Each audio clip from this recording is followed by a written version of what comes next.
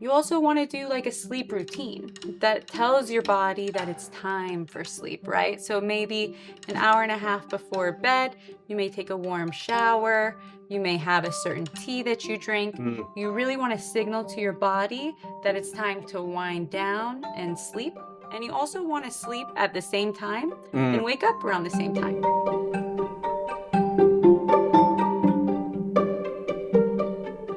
Hi, this is Anthony Effinger. I'm the host of the Think Neuro podcast here at Pacific Neuroscience Institute. And today I have two guests. We have Dr. Chanel El-Hillou, and we have senior brain health coach Ryan Glatt, who has been on before. Thank you both for joining us. Thanks for having us. I'm going to let each of you tell us a little bit about your background, and then we're going to jump into a pretty exciting topic. Awesome. Who'd like to go first? I'll start. I'm Dr. Chanel El-Hillou, and I'm a neuropsychologist at the Pacific Brain Health Center and within the Brain Wellness Lifestyle Program at PNI. I'm going to stop you for 1 second there. Can you just tell us quickly what a neuropsychologist is? Because that's a special thing. Oh, yeah, absolutely. So neuropsychologists specialize in brain behavior relationships. My specialty is really memory and neurodegenerative disorders. And what distinguishes a neuropsychologist from a regular psychologist? That's a great question. So clinical psychologists, they really focus more on therapy, I would say, and assessment of maybe depression or anxiety, could be PTSD.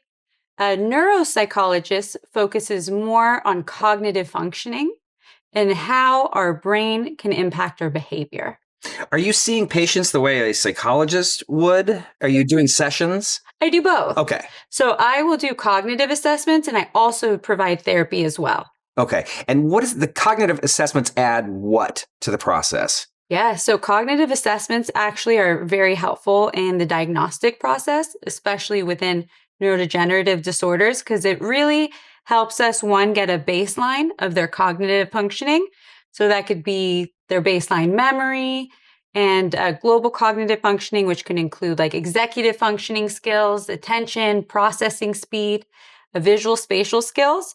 And we have them do a set of tests. And then these tests actually show us where the individual performs compared to people their age, race, and education level and gender. And then based on their scores there, we know if this is maybe a normal aging process or if this is something like a neurodegenerative disorder. Okay, so you're on the lookout for those disorders and degeneration more than, say, a regular. Okay, and just tell us quickly about your training, how long you were in school and where you did it. Oh, yeah, absolutely. So I went to California Lutheran University and I trained at UCLA under Dr. Karen Miller. I also trained at PNI years ago when PNI first opened under Dr. Stella Panos. And then I trained in New York at the VA, Canandaigua VA, working with veterans. Oh, wow. So this is a homecoming for you. Yes, absolutely. And Full circle moment. When did you come back to PNI? I came back to PNI in 2023. So Dr. Karen Miller actually called me while I was in New York and asked me to come back from New York to come work with her in the lifestyle program. Oh, fantastic. Yes. Yeah, Dr. Miller is a friend of the pod, as they say. Yes, she's wonderful. Yeah, she's terrific. You're fortunate. All right, Ryan, tell us about yourself. My background's in exercise science. I also went to California Lutheran University for exercise science. I got my master's in applied neuroscience while working here at PNI. I've been here for about 7 years, and I'm in the process of completing my PhD dissertation. I'm a senior brain health coach and a medical exercise specialist. Both of those things people probably haven't heard of. The way you become a health coach is you go through a board certification exam after achieving a certain number of hours and certifications. And the way you become a medical exercise specialist is having a personal training background and certification, and it requires additional specializations and hours as well. Okay. Yeah. Are you still, you're at PNI's, the Brain Gym? The Fit Brain program. Fit Brain, is that what you're calling it? Which it is a brain gym. It's a brain as gym. a concept, and the brand of it is called Fit Brain. Yes. Fit Brain. And just tell us, what does that look like exactly? What does that space look like? So What's a brain happening gym is essentially where you go to work out your brain and your body at the same time. It consists of technology, like stepping on different targets in response to what you see on a screen, finding things on a screen or touching different light up targets, playing games while you're moving your body and using different brain functions. And it really works in partnership with the other other clinicians at PNI. And so we get internal referrals. It's essentially a medical fitness program where we're working on things like cognition and things like balance and walking at the same time. So clinicians such as Dr. Chanel will assess them, and based on their weaknesses or the opportunities that we have to work on those areas, we'll say give them a memory game with a balance game at the same time, for instance. I remember from a previous podcast, there's some magic in combining physical and mental. Is that right? There is, yes. Mm-hmm. Okay. When you do a mental task combined with a physical task, this is either called dual tasking, cognitive motor dual tasking, or clinical exergaming, where you're playing a video game with your body in a clinical setting. Both of these approaches have been shown to enhance balance, cognition, and other things as well. Okay. And if I remember right, you have a little bit of a history with Dance Dance Revolution. I do, yes. That's how I rehabilitated a brain injury, lost a bunch of weight as a kid, and actually got into health and fitness, was through my healthy addiction to Dance Dance Revolution. And now we have versions that kind of look like that, but they're more clinical and targeted towards older adults. So we have 97-year-olds with dementia doing things faster than I probably did. I mean, it's really amazing what we're able to achieve with these clinical exergames. That's terrific. Yeah. That's great. Yeah. So what is it we should talk about today? You have a subject in mind. We do. Yes. So today we want to discuss the Vital Six. The Vital Six. Yeah. Okay. So something that's important to us in the lifestyle program is educating our clients and the community. And so the Vital Six are the 6 pillars to brain health. So think of these as areas that you really want to focus on to optimize your brain health. And so that includes socialization, exercise, nutrition, stress management, sleep, and cognitive stimulation. The reason we call them vital is because we believe they are vital. Yes. We really want to make sure people are checking off all 6 of these boxes. Okay. We'll talk about breadth in terms of checking off the boxes, but also depth. So for example, just because someone exercises, they can check off that box, but then sometimes we put it under the microscope of how much intensity, how many minutes, what kinds of exercise. So we call them the Vital Six because we really think they're the most important, and evidence tends to agree. There's evidence for each one of these 6 for improving brain health, slowing cognitive decline, preventing dementia, improving cognition in multiple ways, as well as mental health and physical health. So the first one that I'll talk about is exercise. We've talked about exercise before, and there's aerobic and resistance training and motor exercise. And the general recommendation for exercise for all Americans, just about of any age, is 150 to 300 minutes, which is about 2.5 hours to 5 hours per week of exercise at a moderate intensity or greater. That can include resistance training. That can include aerobic exercise. It doesn't include unstructured physical activity like walking, going up your stairs, but those are additionally beneficial. And so research shows that about 80% of older adults are not meeting those minimum requirements of 150 minutes or more per week of moderate intensity exercise or greater. And so a lot of my work is spent encouraging people to do that, connecting them to resources to help them reach that goal. And the reason that's helpful is because exercise does all these amazing things for our brain. It helps with the function of our brain. Over months and years, it can help preserve or even improve certain structures of the brain. It can improve blood flow, release these things called growth factors, healthy hormones. It helps with grip strength. It helps with lean mass. It helps with a bunch of different things. Helps with sleep. So the next piece I'll talk about is socialization. Socialization is incredibly important. We find that when people are socially isolated, they're significantly more impaired or more likely to be impaired, maybe worse mood, worse physical functioning. And so socialization is really incredibly important. I think we all found that during the pandemic. Oh my God, yes. Where when we weren't socializing, our moods were affected. I don't know about anyone else. I'm normally socially awkward, but then trying to talk to people again was really challenging, like verbal fluency, finding the right words. And what I meant by hitting 2 birds with 1 stone with the Vital Six is if you take an exercise class, you're doing exercise while also socializing, right?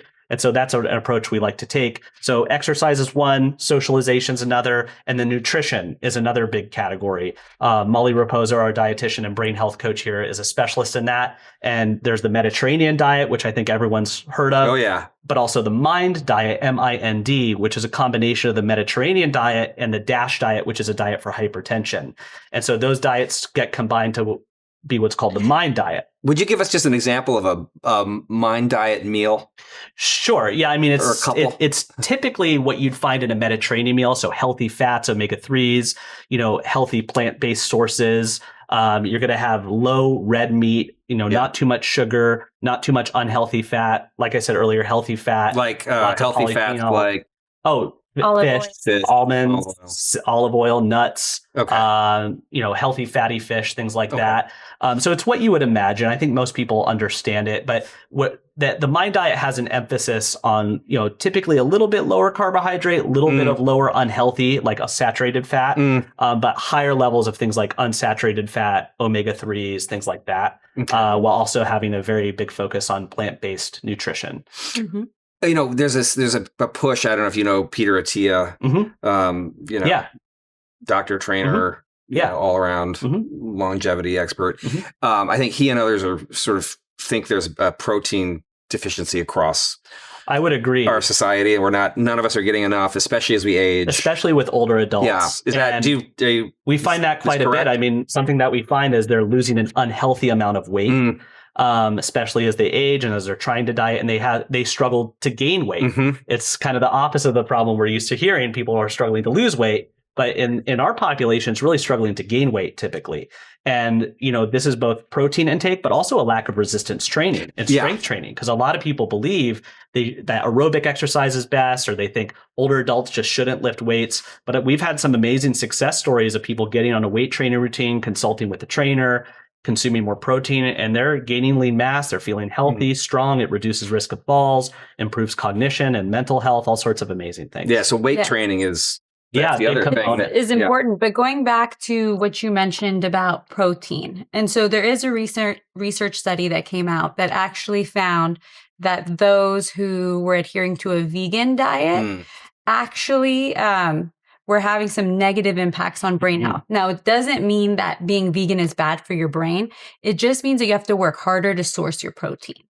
And that's something that people aren't always doing because they don't necessarily know how, right? It's tough. It is really for vegans, really tough. In addition, there's the vitamin B and vitamin D, which are essential to neurological function, which we typically get from like animal products, things like that. Right? So there was a study that what I thought you were going to say is that there was a study about the physical body, but there's studies about it's about brain health. Yes, absolutely. From the vegan diet. Yes. So the Mediterranean diet is a good brain healthy diet, right? There's even emerging research on keto, right? And so there are different types keto of is, let's explain that. Yeah, keto is a diet that's more like high in protein and low in carbs. And also higher in healthy fat. Yeah. Higher in healthy fats. And the idea behind keto is that people often use that for weight loss, right? It can be used for weight loss. And so really the goal with the keto diet is getting the body into ketosis. Which it actually started with treating epilepsy. That's the source of the ketogenic diet. And there's some emerging research showing the potential utility of the ketogenic diet in individuals with cognitive impairment. Although it's not meant to be adhered to for a long time, we don't know a lot about the negative side effects. And some more research is clarifying that. But in terms of like the diets that have the most research, Mediterranean is number one, just because it's been around the longest. Certainly. And then Mind diet is closely following it as well. Yeah, absolutely. And then just kind of going back a little bit to nutrition. So we just threw a lot of different diets at you, right? Totally. And so something that I want the listeners to know and understand is that it's hard to, learn about these different diets or maybe the pressure of, I need to stick to a keto diet or, I need to stick to a Mediterranean diet. I really like to say, focus on the basics for everything that we're going to talk about today, right? Because it's hard. You want to start with small changes. So I personally, myself, I adhere to a Mediterranean diet that actually just kind of fits my lifestyle better. And like Ryan said, there's tons of research behind the Mediterranean diet. And actually, we have lots of research on the blue zones, which have you heard of? Yes. I love the blue zones. Describe those just quickly for the... Oh, yeah, absolutely. So the blue zones are geographic areas in the world where people are living to 100 and older. And so researchers have been curious about why these individuals are living so long. And they actually find that their lifestyle weaves well into the vital six, right? And the diets that they're adhering to tend to be more of a Mediterranean style diet. These individuals also are not actively on a diet. It's their lifestyle. They're not actively trying to exercise. They just walk a lot, right? So this is just part of their their life and their culture. Is it one of the blue zones in Greece? Yes. Oh, yeah. Icaria. So, yeah, Icaria, Greece Okay. is one of the blue zones. So, actually, we have a blue zone in our backyard, which is Loma Linda, California. Oh, come on. I know. And even Yeah. the beach cities, Redondo Beach, Manhattan Oh. Beach, they actually have been certified as a blue zone They since have? 2016. You're kidding. Mm-mm. I have a friend who lives in Manhattan Beach, and he jokes it's like boomer/Gen X heaven, Yeah. right? Because Yeah. everybody's going down the Strand on rollerblades or running or biking, and everybody just Well, looks so, That's actually and they're older part of people, it. right? I Mhm. mean, so Yeah. that's fascinating. Blue zone right here. Okay. Yeah, right here in our Terrific. backyard. Like Ryan mentioned, Icaria, Greece is the blue Okay. zone. We actually have one in Okinawa, Japan. Yeah. Nicoya, Costa Rica, and Sardinia, Italy. People within the blue zones, their families nearby, Mhm. they have friends, they have a strong sense of purpose. Because Mm-hmm. sometimes as we age, we tend to get more isolated. Maybe we lose our purpose to some degree, especially when maybe we've been very focused on our career for such a big portion of our lives and then we retire. There's kind of a gap there. Oh, Right? a huge And gap. so yeah. that actually does impact our cognitive health. Another thing they do in the blue zones, beyond just adhering to like a Mediterranean style diet, is they actually follow an 80% rule, right? So they eat until they're at 80% full, where sometimes we tend to overeat. I know I'm guilty. And so it's part of their culture not to overeat. It is. It's part of the Yes. culture. Yes. And they eat slower. Yes. And it's not intentional, but they eat as a community, as a family. So when there's a big table of people around you, you're actually eating and talking, Mhm. which helps you slow down while we eat. Whereas here, maybe, and this is something I do, is I will run to the fridge, I'll grab my food or my dinner, and I'll eat it while standing up, and then I take off As the fast next as step. possible. I thought that's what Yeah. they meant by fasting. Eat as fast as possible. It turns out that's not true. Well, okay, what you're doing is better than what happens in a lot of America, which is you drive up to the drive-through and get a bag. Yes. And then that's And really you're eating in the- unfortunate. I mean, Well, there's that. And then you want to think about the ingredients within the food, right? And so that's really tricky. You really want to be mindful not to poison yourself. Not that we're intentionally doing that, but a lot of our foods have toxins. And so we really want to try to eat healthy, have organic food. When you can do home cooked food, that's Yeah. great. So you know what's actually in what you're eating. totally. Yeah. Okay, so wait, we've just been talking about the first three still, right? Mm. We did. Okay. And then we went a bit more in depth. That's great, Now- which is terrific. Yeah. So I want to talk a bit about stress. So let's talk a little bit about our culture. And stress is actually quite common. Now, this podcast is set in Los Angeles. So Santa Monica is something we have out here is a 405, right? Stressful just Yes. stressful just On the thinking about it. Yes, the 405. So Yeah. think about this. Think about you're on the 405, you're in gridlock traffic. How many times do you hear the horn blare? Oh, Right. So that right there is a perfect example of people stressed out. They're holding on to their horn and they're hurting their bodies in those moments, right? So you're flooding your body with stress. When that happens, if you do that often, it's actually related to decreased volume in the hippocampus, which is the memory center of the brain, right? So we really want to avoid stress where we can. Now, because it actually does affect. Did you say the size of the hippocampus? yes. Which is about how big and where? I mean, the hippocampus, think of it as in the middle of your brain. Okay. Medial temporal is the term that we use. Middle. Yeah, middle of your Okay. brain. It's a small structure. This is the part of your brain that's involved in memory, really involved in learning new information. So think short-term memory. Okay, so if you're really super stressed, Yeah. you're going to have trouble with memory? You're more likely. You're at an Okay. increased Possibly. risk Okay. for memory difficulties or some sort of neurodegenerative disorder. And so part of the reason that happens is when we're stressed out, our brain releases cortisol. And so cortisol is actually what impacts our hippocampus directly. Is that right? Yes. And when it's mostly too high levels that are sustained, like we need cortisol. Right. Cortisol is what wakes us up in the morning. It's just when it's really elevated, unregulated for a long period of time. Unregulated. That's a word I've Right. been hearing a lot lately So think of it as, in America. yes. In our diet and our lifestyle. Yes, of course. Right. You know what I mean? So let's think of stress as being within two different buckets, right? So you have eustress, which feels challenging but manageable and leads to growth. And then you have distress, which is actually detrimental to our brain health. The first term was Eustress. how you. EU. Oh, yeah, Stress. like good. EU. Yeah. Eustress. Mhm. Okay, that's a new term for me. Yeah. Let's talk about that. Right. So think of like eustress as you have a big exam coming up, right? And you need to study for the exam. You're not overly stressed out about it, but you have enough stress to have you wake up in the morning and hit the books, Mhm. right? As opposed to maybe sit on the couch and watch TV. So that would be the eustress. Challenging but manageable, leading to growth. And exercise is also a eustress. Mhm. It's a physiological stressor, but it's good for us. Mhm, mhm. Yeah, we need these stressors. Otherwise, yeah, we're gonna. Yes, absolutely. Okay. It's what gets me to work in the morning on time. Okay. All right. Mhm. And then we have. Distress, Okay. which is detrimental, Yeah. right? So distress is when you're, uh, where you have too much cortisol being released into your brain, and which impacts your hippocampus. This is when you're just chronically stressed. And this could come from several different areas. Maybe someone has a trauma history, right? And there's a diagnosis of PTSD. They may be stressed out more often as opposed to someone that does not have that. Mhm.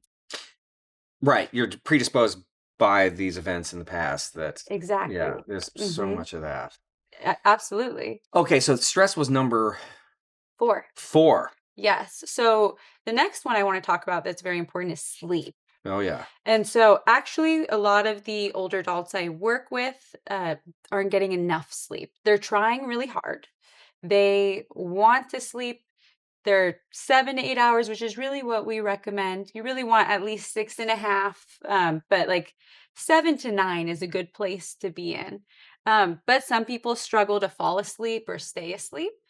And it actually becomes more difficult as we age because our body changes, Mm. right? So let's think of the sleep cycle of a middle-aged adult, right? So typically you spend the first half of your sleep cycle, you will have more deep sleep. The second half of your sleep cycle, you'll have more REM sleep. Both are very important to memory consolidation, emotion regulation, really REM sleep more on the emotion regulation side. REM sleep would be more important for like processing the day's events and problem solving. Deep sleep is more restorative sleep. This is actually the part of your sleep where your lymphatic system actually clears the toxins from your brain. And so, very important on both. Now, as we age, we spend less and less time in deep sleep and REM sleep, Mm. which leads to more memory difficulties or difficulties with emotions or processing new experiences. And so, really, what you want to do is try to optimize your sleep. So, how do you optimize your sleep? You're mindful about the temperature in your home when you sleep. So, around 67 degrees is optimal for restful sleep. Something a little on the cool side. On the cooler side, Yeah. yeah. Another thing is making sure your room is dark. The big one is limiting exposure to screens, right? So you don't want to be watching TV before bed or being on the phone. So even the little phone, not so good. Not good at all, Okay. actually. Yeah, because sleep is a process where your brain waves should be slowing down. Yeah. So anything that increases brainwave activity to be faster might be interruptive, and including bright light. Bright light will increase the speed of your brain Just waves. off the phone, even. Well, it impacts your circadian No, sir. rhythm. Oh, yeah. No, Yeah. 100%. I'm just sort of thinking from personal experience. But then I use my phone for meditation or breathing exercises Yeah. right before bed. So Right. it's not the phone itself; it's how we use it. So okay. The bright okay. light, and Yeah, if we're yeah. engaging in things that like television or movies that are exciting, some people do yeah. their brain games right before bed. I'm like, Well, let's switch that to the morning. I have a tendency to do that, and I was going to ask you about that. Well, some people are kind of running their brain like a dog, like get it a little tired out, so we're ready to go for Okay. bed. And there's pros and cons to that. Okay. But typically, we want to engage in slow, relaxing, restorative things before bed to really prep ourselves and prep our brains. Yeah, I've noticed. I don't watch a lot of these kinds of movies, but those kind of action, like action, you know, movies, high energy, like so many are these days. Like, watch one of those. I'm not going to sleep. Well, a lot of people recommend reading something that's boring, which Yeah. isn't really exciting to do, but that's kind of Yeah. the idea if you are going to read something. But Okay. Not necessarily have to read something that's boring. You really do want to limit blue light exposure. Blue light. Yeah. Before sleep. You want to have a darker environment and you want your bed to actually be limited to activities of sleep and intimacy. hmm Anything beyond that, like even reading a book in bed, which Really? I know is controversial, but they say it's best to actually get up and read the book somewhere else. You want your Really? bed to be limited to sleep activities. So it's something that we call like stimulus control. You also want to do like a sleep routine that tells your body that it's time for sleep, right? So maybe an hour and a half before bed, you may take a warm shower. You may have a certain tea that you drink. Mm. You really want to signal to your body that it's time to wind down and sleep. And you also want to sleep at the same time and wake up around the same time each day. I've heard that. Yes.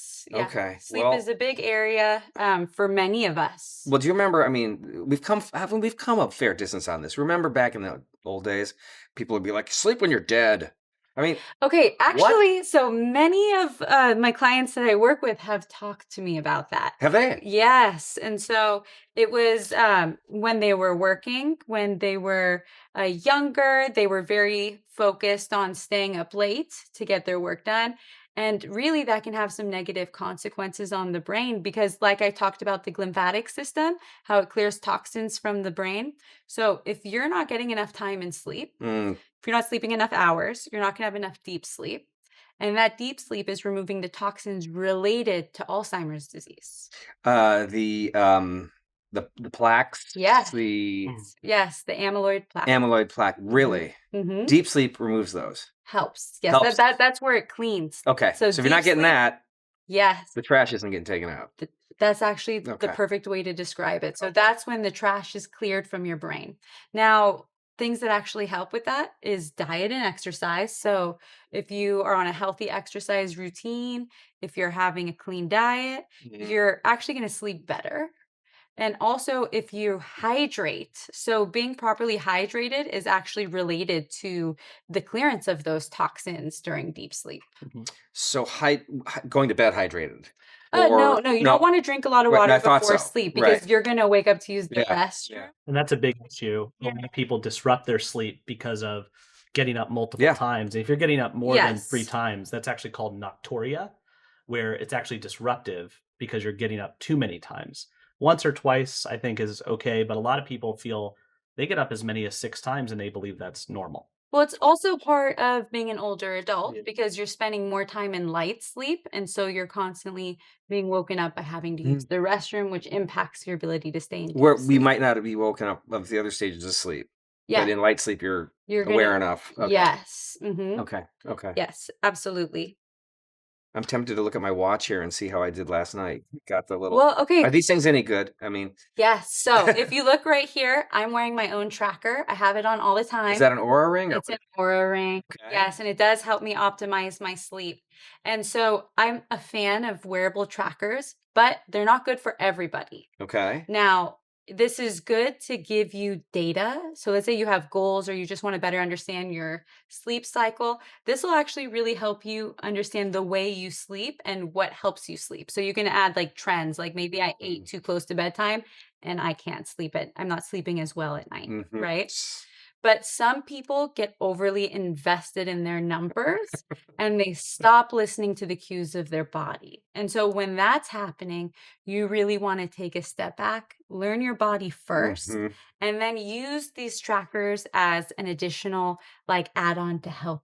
Don't get increase your obsessed sleep, with. which is hard, right? Do these things accurately count deep light REM? The main thing, though, is regardless of the accuracy of sleep trackers and wearables, I think a lot of people are very, they feel a certain way about their sleep. They have beliefs about what's normal, what's not normal, what's healthy, what's not healthy. I think the thing that will help them understand is really getting a sleep study, whether it's a home sleep study or a clinical sleep study, because when people have undiagnosed or untreated sleep disorders like sleep apnea, that can have a very negative impact. That's very important what he brought up. So going for a sleep study is so necessary.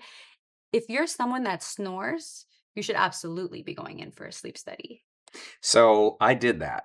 Oh, how was your experience? Yes, it was interesting. I thought I was not a sleep apnea candidate. I Okay. didn't think I snored that much. Mm-hmm. Yeah, I think of myself as, sort of having a kind of a pretty healthy lifestyle, blah, blah, blah. I just had all these misconceptions. Mm-hmm. And I went in for a sleep study and I have moderate sleep apnea. Mm-hmm. And so I got Mm-hmm. the CPAP. How's it been going? Great. I got used to it very quickly. Good. Yes, it was not an issue at all. I use it every night. Very good. And I get my little dashboard on my phone and I check my score every morning, There you go. which when Yeah. you're in your 50s, that's, I guess, sort of like, I don't know, 100 on your CPAP is like kind of a 7-minute mile. Yeah. So, we all compare notes. And it's not just age related. In fact, I was also diagnosed similarly, and I don't tolerate CPAP machines. Don't. So I'm seeking out other treatments for that. And I have a lot of friends in their early 30s that it's becoming more, normalized to go get tested immediately, because people struggle with this their whole life. And it's way more common than people think. And when people say, "Oh, I sleep great, I don't have sleep apnea," I always say, "How do you know?" And so it's just like any other medical procedure where you're looking at the screening or risk factors or anything of that matter, where I think everyone should be doing it. Yeah. That's so Very good interesting point. because once you discover this, and I did this summer because I was not sleeping well, and Mhm. once you start talking to people, it's everywhere. Yeah. It's everywhere, and Yes. it's a huge problem. It is. There's a great book called Breath. James Nestor, yeah. You've read it, of course you Mhm. have. Yeah. Wild, It's good. yeah, really, really fascinating. Yeah. Anyway, we'll talk about that on the next podcast. So, what number have we gotten through? 5. So Okay, 5. the last one that's really important is cognitive stimulation. Mm. Now, this one's often forgotten. Mhm. And so what this means is staying cognitively engaged, right? And this is important across the lifespan. So research actually shows that lower levels of education attainment actually comes with an increased risk for cognitive decline. And so, but that doesn't mean that just because you haven't um, you know, gone all the way in your education or haven't really exercised your brain throughout your lifetime doesn't mean that, oh, it's too late, right? Just staying engaged. So that could be like volunteer work, Mhm. right? Or that could be learning a new language. Now, you don't have to be fluent. So, like, I'll often tell the people I work with is just practice with a new language. It's not about becoming fluent, but research shows that after spending about 3 months trying to learn a new language, we see some positive benefits on the brain. Mhm. So so just doing the work without Just using becoming, the brain. Yeah. able to. Or I love the New York Times games. I don't know Oh if yeah. you're familiar with the New Oh York yeah. Times games. So think of it like, think of the first time, either of you, the first time you played Connections. Yep. Was it difficult? I hated it. Right. I hate It's it, hard. yeah. But then the more we engage with the game, the easier it becomes. So when we engage in cognitive training, we're actually enhancing neuroplasticity, which is the brain's ability to adapt and learn. So I love the Connections example because most people I bring it up with, they don't get it in the beginning. It's really hard, but then the more they engage with it, the better they become. Mhm. And you really want to diversify your cognitive activities. Yeah. So going back to how Ryan was talking about socialization, you could actually weave in your cognitive stimulation with socialization, right? So if you're hanging out in a group of friends, you're really using your brain because you're tracking the conversations, you're remembering the details, you're seeing where each person is located across the room. It's a complex cognitive activity. Mhm. Research also actually shows that those that are multilingual have a reduced risk of cognitive decline because they're constantly translating the different languages in their brain. That makes so much sense. It Yeah. does, Yeah. because before they actually thought that it was harmful. There Oh. was, for kids, there was some research that was saying exposing kids to multiple languages too young is not good for the I brain. think I saw that. Yes, but now research is showing the opposite. Yeah, I mean, come on. A kid's brain can absorb, The sponge. yeah, Yeah. all sorts of stuff. As you run through all of these, I'm sitting here thinking, oh my God, we're in America, we're not doing this right. We're not sleeping right. We're under so much stress. We're not eating right, and all these things. I'm just thinking there's so much sort of low hanging fruit Yes. for people in your position to be like, look, these are huge improvements you could make right now, right? I mean, there's just, I guess that's the upside. That's the It is optimistic. the upside. Like, There's something that you can do. That's Like why right I now. said in the lifestyle program, our goal is to empower the community through knowledge. Many people don't really know how important it is or really where to start. It's also overwhelming. Mhm. I just threw so many different things at you. It's only 6, but when you hear it all, that's a lot of big lifestyle changes one has to make. And so it's important to just start small, make small changes where you can, and then you go from there. Mhm. yeah, so pick and sort of, Yeah. So let's say if I were to say to someone tomorrow, you need to have all these boxes checked. I Mhm. want all the pillars perfect. Chances no are, way. no, it's not realistic. It's actually overwhelming. So it's important to start small. So maybe we sit together and we review what's your lifestyle like? Which areas do you feel comfortable and competent to make a change? Yeah. And Yeah. what's in the way? Mhm. Yeah. Right? Start small. If you're going at it with too big of a goal, it's difficult to accomplish and you're not going to feel great about yourself when you don't accomplish it. If you start small Mm, with small you can achievements, give up. Give up. you're more likely to engage because the thing about changing health behaviors, it's not necessarily reinforcing in the moment, right? There's like a delayed gratification there. Yeah. So let's say I start exercising. I'm not going to see the brain benefits right away. I'm not going to see the weight loss right away, but I have to stick to it regardless and remind myself this is good for me. Whereas other things we do, we may get that immediate reinforcement. Like if I eat some candy, I'm going to immediately feel really good about it, Yeah. right? Yeah. so- Ryan's smiling. Yeah. Well, the thing is, there's also this. It is overwhelming to deal with all 6 of these factors, and usually people can only work on 1 or 2 at a time. But there's this kind of concept of like a domino effect, where if someone's like, I don't know where to start, they have some unmoderated stress, they're struggling with sleep, maybe they're struggling to make healthy dietary choices, Oh. they're not stimulating their brains as much as they could be, maybe they're not as socializing as much. I'm biased, but I like to start with checking off the exercise box because if you start exercising, especially in a social setting, and let's say that exercise is cognitively stimulating, like a dance class or a racket sport, or working with a personal trainer or physical therapist, stimulating, then that can improve sleep quality. Typically, people who are starting to exercise will make healthier dietary choices. And there, you could start with any domino. Any Right. domino That's a good could lead point. to the other dominoes. Yeah. And this is a great way to start with, like, what's the lowest hanging fruit, where if someone's really resistant to talking about their sleep, like, oh, I don't have any problems, that's fine, which we encounter all the time. Do you really? Everyone's resistant about something. There's usually Sure. one of the 6 that somebody is really resistant or defensive. Oh, that was about. me. I mean, with Yeah. sleep, I thought I was. Depends on the person. Yeah. I thought I was the greatest sleeper in the world because I could sleep a lot. Well, I was sleeping a lot because I don't think I was sleeping well. Yeah. You know? Yeah, absolutely. Well, something that's also important that I want to talk a little bit about is models of behavior change. And so I'll tell you a little bit, and I want the listeners to think about where they may fall if they want to make some changes. So it's called a trans theoretical model of change. Trans theoretical Yes. model of change. Okay. Mhm. So we have different stages. So maybe you're in a pre-contemplative stage. That means you don't really know you have a problem or you need to make a change. Then there's the contemplative stage where you're like, okay, maybe I do have a problem. I'm contemplating it, right?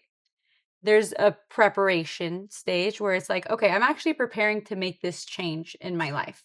What changes do I need to make to set myself up for success? The action phase is I'm in it, right? I've made the changes, I'm working on it, and I'm putting it all together. Maintenance is now we keep the changes because oftentimes we'll make these lifestyle changes and then we kind of fall back, which is totally okay and normal. It's actually part of the process. But maintenance is you're trying to maintain it. And so it's very important to kind of be aware of this process and where you fall. And then once you have an idea, you can even think of ways to set yourself up for success. So, something that I recently did, because I made my own behavior changes, I wanted to exercise more. I'm a big fan of New Year's resolutions. A lot of people don't like them. I think they're amazing. Hey, why not? Right? They're great because it really gives you a time to reflect. Yep. So at the end of every year, I actually sit down, I reflect on my year. I say, what changes do I want to make?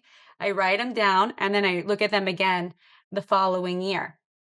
And so I made some New Year's resolutions that I wanted to exercise more. I wanted to be more mindful about my food and I wanted to optimize my sleep.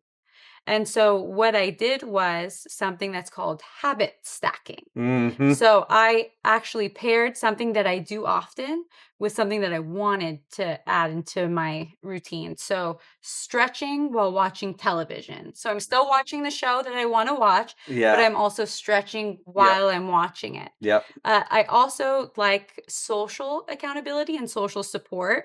And so I spoke with a friend who had a similar goal as I did. And we wanted to do more core exercises every day. And we set a number. And every time we completed the core exercise, we sent each other a check mark saying we did it. And then we celebrated each other's achievements. There you go. Which is also similar to sending your friends the Wordle you just completed. Exactly. Yeah. That- And you're weaving in the socialization piece, right? Yeah. So you're connecting with your community, with your friends, and you're accomplishing your goals. Yeah. Absolutely. Yeah. That's okay. That's it's called. What did we just call that again? It was Habit stacking. habit stacking, and on top of the Social accountability. yeah. But Yeah. the overall term was Theoretical model of change. Well, yeah. So that was when I was talking about like the different stages. Okay, right. Now I'm kind of going into strategies, yeah. right? To like help yourself when you're in it. Yeah. Because like, for example, there were days I didn't want to complete my goals, right? I was at work all day. I was tired and just kind of wanted to go to sleep, right? Or just maybe sit on the couch and watch some TV. But I told myself, oh, well, I actually need to send my friend my check mark. So I'm going to do my workout. I'm going to send the check mark. And then she would send me all sorts of positive messages after and back and forth, right? Yeah. And so I find that helpful. Yeah. What do you do? I mean, habit stacking is one way. And I think when we're partnering with people to create behavior change and achieve their goals, there's so many different strategies. And I think some people hear about one strategy and try to apply it, doesn't work, they get discouraged. And I look at behavior change more as a negotiation and a partnership. And so it's less about, oh, you should eat your vegetables. They know that, right? But sometimes they don't. So like in this pre-contemplation stage, sometimes it really is about education. A lot of people I talk to that maybe just got diagnosed with mild cognitive impairment and they want to avoid progression to further cognitive decline or dementia, they really didn't know that exercise can help with improving cognition. Yeah, no, that's prevent. They really didn't know. That was new to me 4 years ago when we started this podcast. Or they knew it. I think it was new to a lot. Yeah, they knew that, but maybe they didn't know the exact amount of minutes and intensities that they should be doing to really ensure that they get the maximal benefits. That is the thing. Exactly. Yeah, it's not like just go run around the block 7 times and you're going to be. Yeah. Yeah. And a lot of people, I think, really just need help with what's called behavioral reactivation. So Dr. Chanel talked about the maintenance stage, and when the holidays happen or natural disasters like we've been dealing with here, like it's very easy to fall off of your routine when it's disrupted by external factors or health issues or what have you.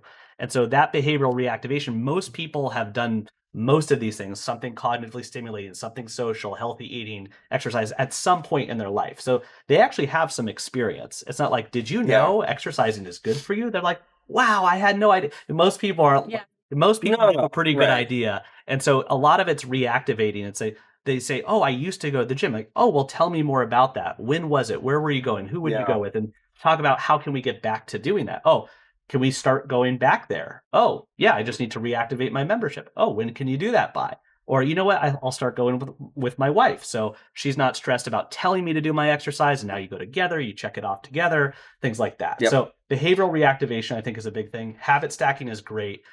There's ways of doing behavior change strategies while you're doing the thing. But for me, like, I will not eat dinner until I've worked out, even if it gets pushed back an hour or an hour and a half later. So sometimes it's something that has to happen before or after something else that is already something that's already happening. I'm not going to forget to eat dinner. I'm not going to forget to brush my teeth. I'm not going to forget to watch a certain TV show. So I have to do things before, after, or during those activities. Oh, I love that. And that's very well said. And then something that I want to add Mhm. is, I want you both to tell me if this has happened to you before. So let's say you're about to go for a workout or you should go exercise. How often do you just not want to do it? Yeah. More often than not. Yeah. Yeah. It's so normal. But how many workouts have you actually regretted? Right. Right? So Exactly. after the workout, you feel good because actually Absolutely. things are happening in your brain that, which what Ryan talked about, Mhm. that's like your brain's releasing neurotransmitters, you're promoting BDNF. Growth factors, Yeah. blood Yes. flow for up to about It 2 hours. You're sharper, all sorts of things. Oh, yeah. It feels good. And so you don't regret the workout. It's just, how do you actually help yourself get there? Yeah. Yeah. That's the Well, hardest part. Yeah. And this is the great thing about behavior Good. change is if we all went to a restaurant, right? We all pick something different. Sounds like we all have preferences. If you went to a restaurant I liked and I had the opposite experience, that's just human experience. So a lot of people are married to what they enjoy or what worked for them. And what's so great about behavior change, it's like I said, it's that negotiation. Well, what do you like? Or what haven't you tried that you might like? And so for me, I'm a big exercise guy. I hate group classes. Mhm. I hate cycling. I hate cardio, but I love playing games. So like things like table tennis, the Dance Dance Revolution thing. I'm Yeah, all oh, over yeah, those, sure. Yeah. right? And I just joined a gym where it's exercise machines, but there's some sort of feedback. So as you push, there's a meter that goes up, Okay. and as you let it down, there's a meter that goes down, and you have to stay within it. So for me, it's like a game. Yes.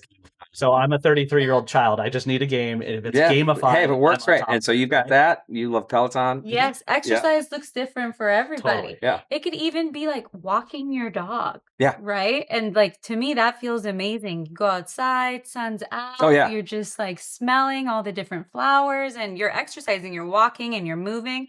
And if you can even pair it with something like a podcast or learning new information, that's even better because you're more likely to hold on to that information because of the Totally. dual tasking that Ryan specializes Yeah. Yeah. So there's habit stacking. There's kind of, I'm going to do this, then this. So you can do things at the same time, before or after or something else. But then there's also this idea of creating what's called behavioral inertia, which you talked about. Just getting on the bike was the first step. Mhm. Some people put out their running shoes. There's a lot of ways of decreasing behavioral friction. These are more metaphors.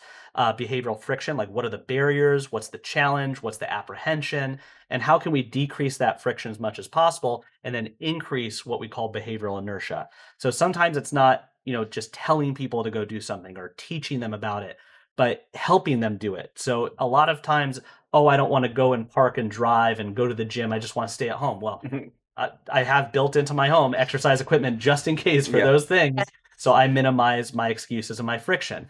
For other people, it could be, oh, it's the time of day, it's the place. Okay, well, if you don't want to go somewhere in person, what about doing things online or using equipment at home? Sure. So there's so many different ways to decrease that friction and increase that inertia. And sometimes people are just one little tip or one little helpful modification away from really just doing the thing they need to be doing Yeah. for their brain health. Well, this has been terrific. Let's do it again. Every time we sit down, we learn a little more and we get a little more caught up on the science. And we'll put the vital six in the description so Absolutely. people can remember that. Yeah. And a great way to go about it is, there's a few different approaches. If we're taking the domino approach, which one is easiest for you to achieve that you can work on and start with that?